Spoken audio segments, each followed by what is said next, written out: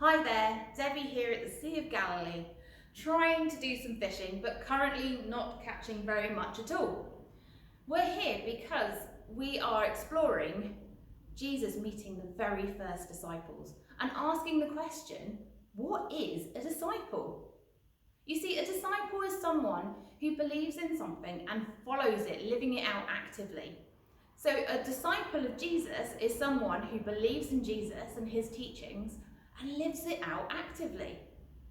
A disciple wants to know more about who Jesus is.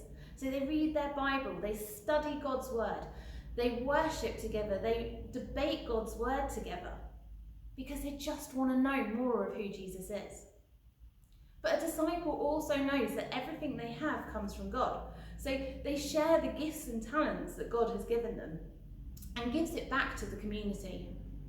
A disciple is also somebody who can't help but talk about what they know. They want to share it with other people.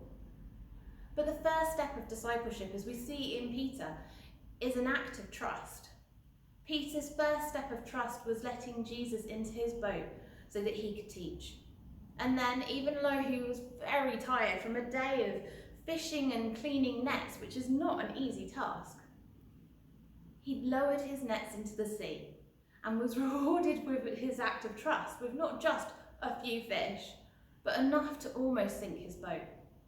Peter and Andrew and James and John were so inspired and so wanted to find out more that they left everything to follow Jesus and find out more about who he is. But for me, there's a verse in the Bible that really sums up who Jesus is and what this discipleship stuff is all about. Because he writes, "Love one another as I have loved you." Jesus' teaching is rooted in love and the way that he loves us and how we can pass that love on to others. But I seem to have caught a fish. Let's see what I've got in my net.